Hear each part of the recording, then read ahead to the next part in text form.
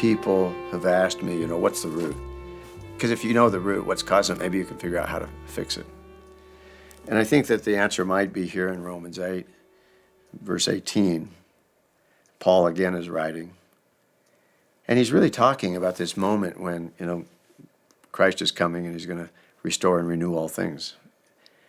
And in his second coming. And it says, yet what we suffer now is nothing compared to the glory he will give us later. So he says, for all creation is waiting eagerly for that future day when God will reveal who his children really are. So that's that moment when the separation of the sheep and the goats, as we said previously, that moment of judgment, and God's going to reveal the righteous from the unrighteous.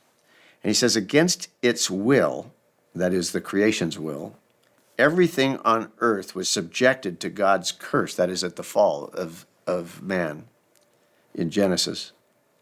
And all creation anticipates the day when it will join God's children in glorious freedom from death and decay. So the creation is actually waiting for this time itself, because that's the point of regeneration and renewal, not just for people, but for the creation itself. This is pretty powerful, actually.